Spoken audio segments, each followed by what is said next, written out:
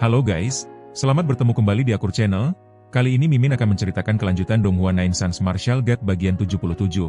Namun tak bosan-bosannya Mimin ingin mengucapkan maaf yang sebesar-besarnya, dikarenakan untuk video dan alur cerita tidak sama, jadi untuk videonya, hanya sebagai bumbu pemanis saja ya guys. Baiklah, supaya tidak berbasa-basi lebih lama lagi, langsung aja kita terobos ke ceritanya.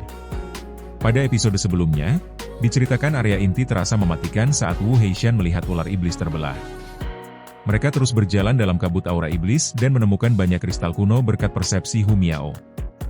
Suara wanita meminta tolong ternyata jebakan ular berwajah manusia yang langsung dibunuh Ye Yunfei. Tak lama, mereka menyelamatkan para pendekar dari monyet mayat tanah. Ye Yunfei memusnahkan monster dengan kekuatan mengerikan hingga semua tunduk. Setelah mengetahui lokasi sarang besar monyet, rombongan bergerak maju, sementara para tetua di luar medan perang menaruh harapan besar pada Ye Yunfei. Gadis ini, yang berusia sekitar 17 atau 18 tahun, memiliki paras cantik dan alis yang halus, sehingga memberikan kesan ramah dan seperti gadis tetangga sebelah. Wajahnya bersih dan cerah, dengan sorot mata yang jernih, membuat siapapun yang melihatnya merasa nyaman tanpa sadar. Dengan nada tulus namun sedikit khawatir, ia menyatakan bahwa level Ye Yunfei memang agak rendah, seolah-olah ia sedang menasihati seorang adik yang ceroboh. Ia juga mempertanyakan mengapa keluarga Ye Yunfei setuju mengizinkannya berpartisipasi dalam penilaian ini. Tatapan mata indahnya penuh rasa ingin tahu ketika memandang Ye Yunfei, mencoba memahami latar belakang pemuda yang tampak lemah itu. Ia lalu mengingatkan betapa berbahayanya situasi tadi, menegaskan bahwa monyet-monyet tanah itu memakan manusia. Jika mereka tidak tiba tepat waktu, menurutnya Ye Yunfei mungkin sudah berada dalam bahaya besar. Ucapannya terhenti sejenak dengan batu kecil, seakan tidak tega menyebut kemungkinan terburuk, namun maknanya sudah sangat jelas. Dengan sungguh-sungguh ia menegur Ye Yunfei, memperlihatkan kepedulian yang tulus. Ye Yunfei hanya bisa terdiam, bahkan batu kecil keluar darinya karena tidak tahu harus menjawab apa. Ia merasa agak kehilangan kata-kata. Namun, ketika berhadapan dengan gadis yang polos ini, seseorang memang tidak bisa memendam amarah sedikit pun. Di samping, Wu Heishan memperhatikan semuanya dengan ekspresi aneh. Dalam hati ia mengagumi keahlian bos dalam berpura-pura lemah padahal sebenarnya kuat, yang menurutnya sungguh tak tertandingi. Ia bahkan membayangkan apa yang akan dipikirkan gadis ini jika dia tahu bahwa bosnya pernah memusnahkan puluhan monyet mayat bumi dalam sekejap. Membayangkan itu saja membuatnya tak kuasa menahan diri untuk tidak meringis. Pada saat itu, seorang pria berjubah brokat tiba-tiba angkat bicara. Ia menyebut Xiao Hui dan mempertanyakan mengapa gadis itu repot-repot memperhatikan dua orang yang ia sebut sebagai sampah. Menurutnya, kali ini mereka beruntung bertemu dengan kelompoknya dan tidak dimakan oleh monyet-monyet bangkai tanah itu. Ia menyatakan bahwa mereka hanyalah orang-orang tidak penting yang tidak pantas mendapatkan perhatian, dan lebih baik dibiarkan mengurus diri mereka sendiri. Ia juga menegaskan bahwa mereka harus bergegas, karena sebagai keturunan dari faksi-faksi kuat, mereka akan segera bergabung untuk menyerang sarang monyet mayat bumi, yang menurutnya merupakan urusan sebenarnya. Tatapannya kepada Ye Yunfei dan Wu Heishan sangat meremehkan, seperti seekor naga ilahi di langit yang memandang dua semut di tanah.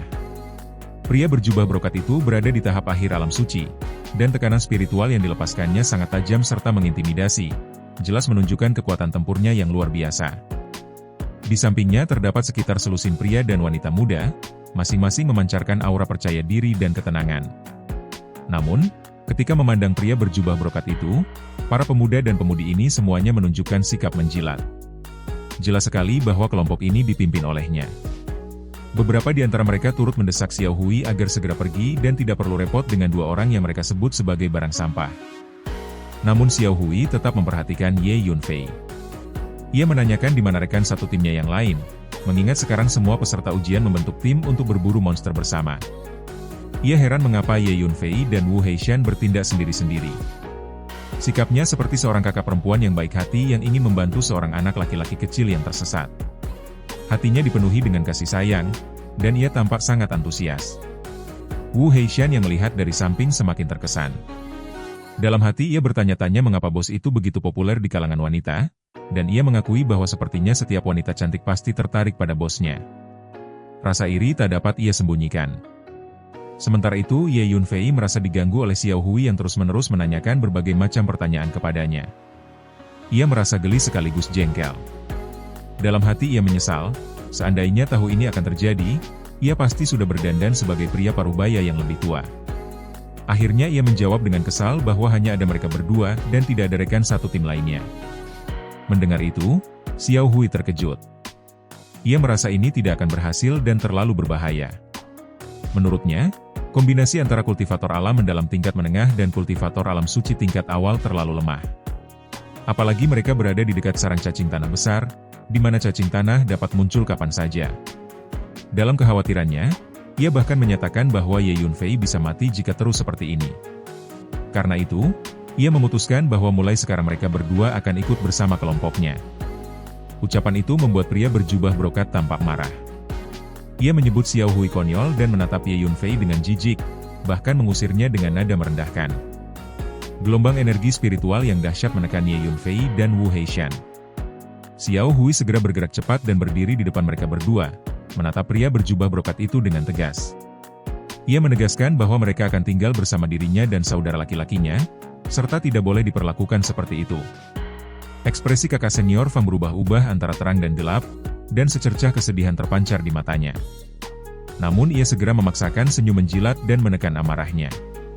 Ia menyatakan bahwa Xiao Hui terlalu keras kepala, tetapi jika ia berhati baik dan ingin merawat dua makhluk kecil seperti semut itu, ia tidak akan menghalangi. Meski begitu, ia mengingatkan bahwa mereka sedang menuju sarang monyet mayat bumi yang sangat berbahaya, dan membawa dua karakter sampingan ini sama saja dengan mengirim mereka ke kematian. Namun demi Xiao Hui, ia akan mendukung apapun yang ia inginkan, karena ia pernah berjanji akan melakukan yang terbaik untuk membuatnya bahagia. Setelah itu ia memberi perintah untuk berangkat. Tatapan Fang kepada Xiao Hui dipenuhi hasrat yang mendalam, jelas menunjukkan perasaannya. Atas perintahnya, sekelompok pria dan wanita itu, seperti bintang-bintang yang mengelilingi bulan, mengepungnya dan bergerak cepat menuju sarang monyet mayat bumi. Xiao Hui mengajak Ye Yunfei untuk ikut. Setelah berpikir sejenak, Ye Yunfei mengangguk.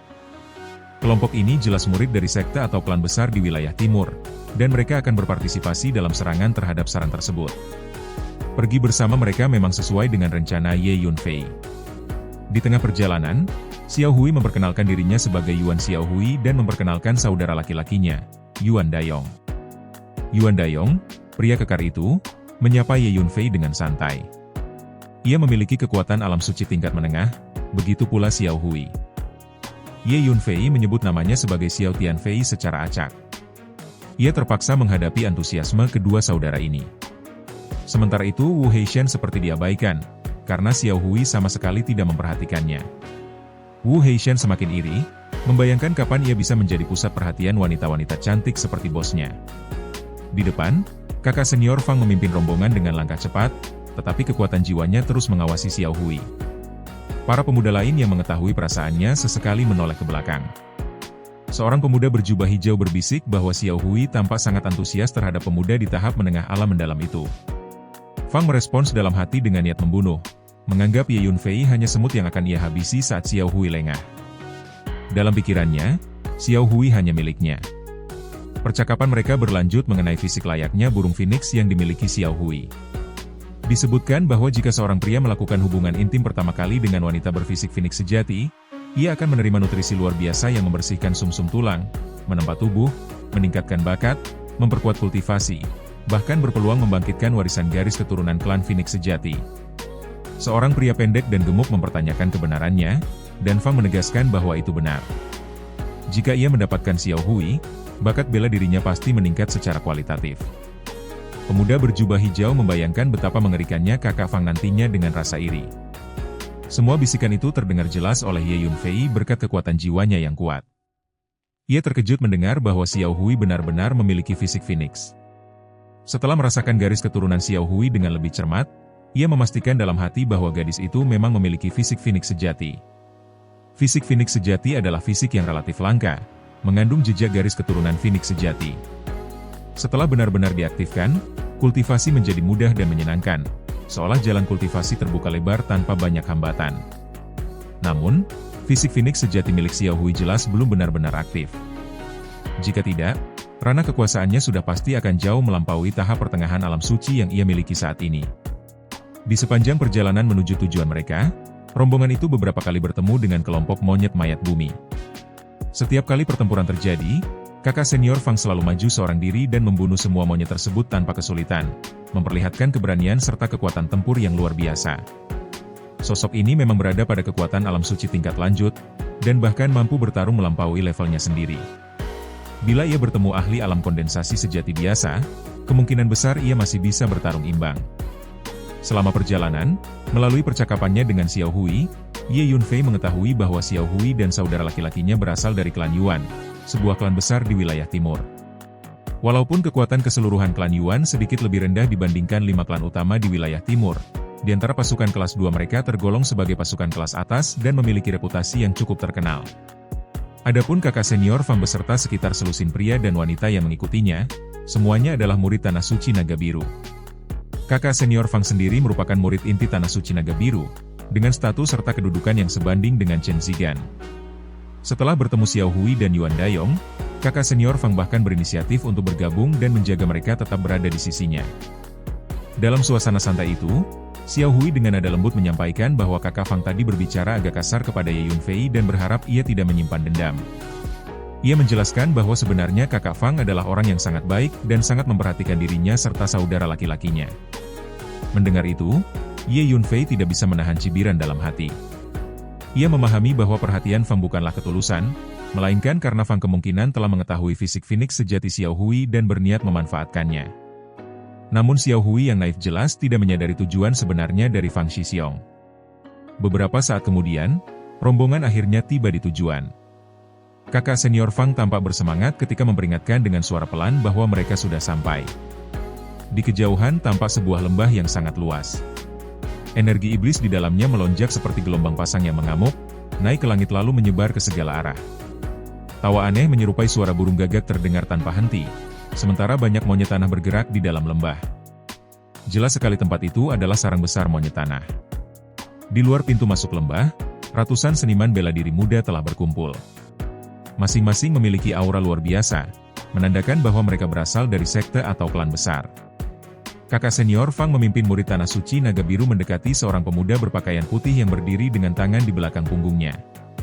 Sosok itu adalah Pangeran Tianmo, tokoh terkemuka generasi muda Tanah Suci Naga Biru, yang sebelumnya sudah dilihat Ye Yunfei di kapal perang. Saat ini para murid Tanah Suci Naga Biru telah berkumpul di sekitar Pangeran Tianmo.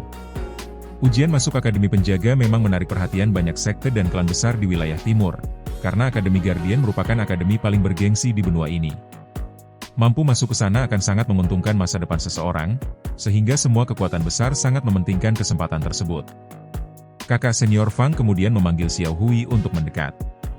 Xiao Hui pun mengajak Ye Yunfei, Wu Heishan, dan saudaranya mendekat bersama. Fang sempat melirik Ye Yunfei dan Wu Heishan dengan mata penuh jijik. Pangeran Tianmo sendiri mengerutkan kening ketika melihat Xiao Hui dan ketiga temannya. Fang lalu membisikkan beberapa kata kepada Tianmo. Setelah itu Tianmo hanya melirik dingin sebelum mengabaikan mereka. Meskipun jelas memandang rendah, ia tetap menghormati Fang karena latar belakang gurunya sebagai tetua berpengaruh, sehingga tidak mengusir Xiao Hui dan yang lain. Di tengah suasana itu, suara Hu Miao tiba-tiba terdengar dalam lautan jiwa Ye Yunfei, menyatakan bahwa ada sesuatu yang aneh dengan lembah tersebut. Menurutnya mustahil monyet mayat bumi sendirian mampu menciptakan energi iblis berkualitas tinggi seperti itu. Ye Yunfei pun menyadari hal yang sama ketika mengamati aura iblis di atas lembah. Tiba-tiba gumpalan energi iblis melesat ke langit seperti asap suar serigala, disertai suara angin dan guntur serta nyanyian iblis yang kuat dan jahat. Aura itu terasa sangat kuno dan jelas bukan berasal dari monyet mayat bumi, menandakan kemungkinan adanya ras iblis yang lebih menakutkan tersembunyi di dalam lembah. Ye Yunfei mengerutkan kening dan memutuskan untuk berhati-hati. Wu Heishan yang berdiri di dekatnya menatap lembah penuh energi iblis dengan wajah pucat, merasa sangat ketakutan. Xiao Hui dengan lembut menenangkan Ye Yunfei, memintanya tidak takut dan menyarankan agar ia tetap berada di belakang dirinya serta Yuan Dayong saat serangan nanti. Ia bahkan berjanji akan berbagi kristal iblis kuno yang mereka peroleh. Senyumnya manis, lesung pipinya tampak samar, alisnya terangkat anggun, memancarkan pesona menggemaskan. Aroma lembut yang ia bawa membuat suasana terasa menenangkan. Yuan Dayong juga menegaskan agar Ye Yunfei tetap dekat dengan mereka dan tidak bertindak gegabah. Ye Yunfei merasa lucu sekaligus tersentuh oleh perhatian mereka, dan ia mengucapkan terima kasih dalam hati. Tak lama kemudian kakak senior Fang mendekat dan berdiri di samping Xiao Hui dengan nada lembut. Ia menjelaskan bahwa lembah di depan adalah sarang besar Keramayat Bumi yang pasti menyimpan kristal iblis kuno dalam jumlah besar, bahkan mungkin mencengangkan. Para murid dari berbagai sekte besar telah siap bergabung untuk menyerbu dan merebut kristal tersebut. Xiao Hui menyetujui rencana itu dan menegaskan bahwa dirinya serta saudaranya tidak akan menjadi beban, bahkan akan melakukan yang terbaik tanpa membutuhkan perhatian Fang. Fang kemudian menatap Xiao Hui dengan ekspresi penuh kasih palsu, mengungkapkan perasaannya secara tersirat dan menyatakan akan melindungi Xiao Hui serta Yuan Dayong apapun yang terjadi.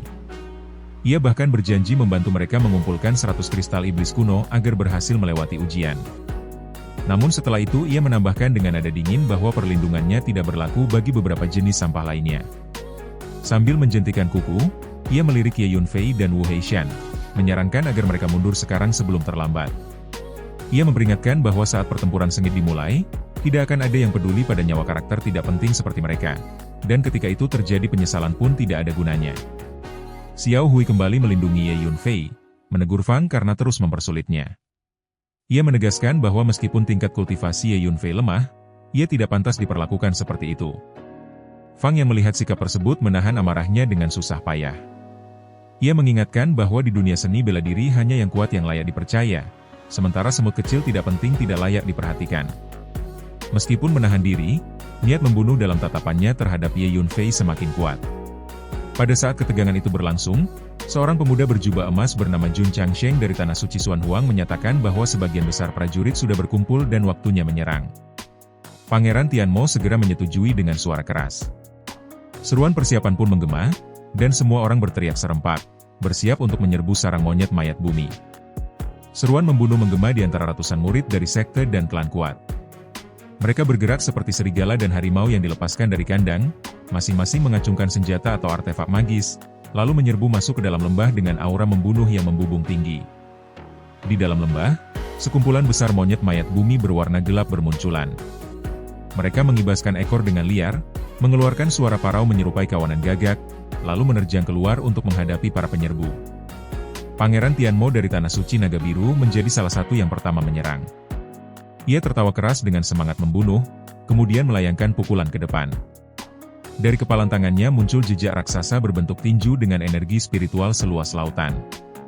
Gelombang kekuatan itu bergemuruh seperti ombak yang mengamuk, menyerupai pasukan besar atau badai yang menerjang. Dalam sekejap, lebih dari selusin monyet mayat bumi di depannya hancur berkeping-keping, darah dan daging mereka tercabik dan tersebar ke segala arah. Di sisi lain, seorang pria berjubah kuning pucat menggenggam pedang melengkung berbentuk bulan sabit. Dengan aura yang menindas seolah memandang rendah semua makhluk hidup, ia menebaskan pedangnya ke depan. Cahaya pedang yang menakutkan melintas, dan sekitar selusin monyet mayat bumi di hadapannya terbelah menjadi dua dari kepala hingga kaki. Sosok itu adalah Lu Tianyo dari Tanah Suci Kaisar Langit, yang sebelumnya pernah berkonflik dengan Ye Yunfei di kapal perang. Seorang pemuda berjubah emas panjang dari Tanah Suci Xuan Huang memegang tombak dan memperlihatkan teknik tombak yang luar biasa. Ujung tombaknya bergetar cepat, menciptakan gelombang serangan berlapis seperti ombak yang terus bergulung. Dimanapun cahaya tombak itu menyentuh, monyet mayat bumi langsung terbunuh satu persatu tanpa mampu bertahan. Selain mereka, putra-putra suci dari 5 klan dan 9 sekte juga maju ke depan. Setiap orang melepaskan kekuatan tempur yang mengerikan, terus menyerang semakin dalam ke lembah. Murid-murid lainnya turut mengerahkan cahaya pedang, energi pedang, jejak telapak tangan, serta angin tinju yang berdesir keras, menyerbu ke arah kawanan monyet. Kekuatan para pendekar muda dari sekte dan klan besar wilayah timur memang luar biasa. Dalam satu gelombang pertempuran, mereka membantai sejumlah besar monyet mayat bumi seperti serigala yang menerkam kawanan domba. Yuan Dayong pun tidak tinggal diam. Ia mengeluarkan tongkat batu tebal, menggenggamnya dengan kedua tangan, lalu mencambukkannya dengan kekuatan brutal. Beberapa monyet mayat bumi langsung terlempar jauh. Gerakannya sederhana, kasar, dan penuh kekuatan fisik murni, seolah kemenangan baginya hanyalah soal tenaga. Xiao Hui segera berdiri di depan Ye Yunfei dan bergegas maju, meninggalkan aroma lembut seorang gadis muda. Ia dengan tulus berniat melindunginya. Ye Yunfei hanya bisa tersenyum kecut dan mengikuti langkah Xiao Hui perlahan. Ketika Xiao Hui mengulurkan telapak tangannya ke depan, kobaran api muncul dan membentuk bayangan burung phoenix ilusi. Api itu jatuh ke tubuh monyet mayat bumi di depannya, membakar mereka hingga menjerit kesakitan dan mundur panik. Dalam hal kekuatan tempur, Xiao Hui tampak lebih unggul dibanding Yuan Dayong. Ye Yunfei menyadari bahwa garis keturunan Phoenix sejatinya belum sepenuhnya aktif. Jika sudah, nyala api itu cukup untuk membakar para monyet menjadi abu hanya dengan sentuhan ringan. Dari belakang, Wu Heishan berteriak agar menunggu dirinya sebelum segera menyusul. Dengan demikian, ratusan seniman bela diri muda dengan momentum luar biasa menyerbu semakin dalam ke lembah. Walaupun jumlah monyet mayat bumi yang keluar sangat banyak, mereka tetap tidak mampu menahan laju serangan tersebut. Benturan energi dari pertempuran membuat tanah bergetar halus, seakan lembah itu sendiri ikut gemetar. Di tengah kekacauan itu, Ye Yunfei dan Wu Heishan tampak santai, berjalan di belakang Xiao Hui dan Yuan Dayong tanpa perlu bertindak. Wu Heishan bahkan menghela napas panjang, merasa bahwa menjadi pria yang dimanjakan seperti ini terasa sangat menyenangkan. Ye Yunfei menanggapinya dengan nada datar, mempertanyakan maksud dari hidup bergantung pada wanita. Wu Heishan dengan canggung menjelaskan bahwa itu berarti mengandalkan wanita tanpa harus berusaha sendiri. Mendengar itu, Ye Yunfei memperingatkannya agar tidak terus berbicara omong kosong, atau ia akan ditinggalkan sendirian menghadapi monyet mayat bumi. Wu Heishan pun terkejut dan segera menutup mulutnya. Tidak jauh dari mereka, kakak senior Fang bersama murid Tanah Suci Naga Biru juga menyerbu maju. Ketika melihat Xiao Hui melindungi Ye Yunfei dengan begitu dekat, wajah Fang berubah muram, dipenuhi kecemburuan. Tatapannya mengandung kebencian mendalam, dan dalam hati ia bersumpah akan menghancurkan Ye Yunfei untuk melampiaskan perasaannya. Tak lama kemudian, ratusan seniman bela diri muda akhirnya berhasil menembus pertahanan dan memasuki lembah sepenuhnya. Semua mata kemudian tertuju pada satu pemandangan di tengah lembah. Di sana berdiri sebuah altar tinggi yang tampak sederhana dan kasar, namun memancarkan nuansa sejarah yang panjang. Energi iblis berputar di atas altar seperti naga dan ular yang saling melilit, menciptakan suasana yang sangat jahat. Di atas altar itu tersusun kristal iblis kuno dalam jumlah luar biasa, mencapai ratusan ribu dan membentuk tumpukan menyerupai gunung kecil. Pemandangan itu membuat semua orang tak mampu menahan kegembiraan. Tawa dan seruan penuh semangat muncul, karena mereka merasa kristal sebanyak itu cukup untuk dibagi bersama dan menjamin kelulusan dalam penilaian Akademi Penjaga. Banyak yang bahkan mengira ujian ini akan sangat sulit dan mengancam nyawa, namun kini terasa begitu mudah. Jun Changsheng dari Tanah Suci Xuan Huang tampak sangat puas. Dengan penuh semangat ia mengajak semua orang segera merebut kristal tersebut. Beberapa yang lain bahkan menyatakan bahwa setelah memperoleh kristal itu, mereka bisa memfokuskan perhatian untuk memburu Ye Yunfei. Seruan untuk merebut kristal dan membunuh Ye Yunfei pun terdengar bersahutan. Namun pada saat yang sama, suasana lembah berubah drastis. Dari segala arah, kedua sisi lembah, bagian terdalam, hingga area luar, gelombang monyet mayat bumi bermunculan tanpa henti. Dalam sekejap, setiap inci ruang lembah dipenuhi oleh kawanan monyet yang padat. Jumlah mereka mencapai puluhan ribu, bahkan mungkin lebih dari 100.000. Kawanan monyet mayat bumi yang menakutkan itu mengepung ratusan seniman bela diri muda, mengaum dan mengeluarkan tawa provokatif. Di antara mereka terdapat banyak monyet raksasa dengan tubuh lebih dari 3 meter, sisi kita menutupi tubuh, wajah biru bertaring, serta ekor keras setebal lengan orang dewasa yang mampu menciptakan retakan besar di tanah hanya dengan satu ayunan. Barulah semua orang menyadari bahwa mereka telah disergap. Monyet-monyet itu sebelumnya sengaja berpura-pura lemah untuk memancing mereka masuk lebih dalam. Kini kawanan monyet yang berdesakan itu menggeram sambil meneteskan air liur, menatap para seniman bela diri yang terkepung sebagai santapan lezat yang tidak mungkin mereka lepaskan. Dan, adegan ini pun mengakhiri pertemuan kita kali ini. Terima kasih kepada semua yang telah menyimak dari awal sampai akhir video ini. Dan juga Mimin ingin mengucapkan terima kasih yang sebesar-besarnya kepada semua yang sudah subscribe Akur Channel. Semoga semuanya dimudahkan rezekinya, dan dilancarkan segala urusannya, juga disehatkan selalu setiap saat, dan terhindar dari segala penyakit. Amin.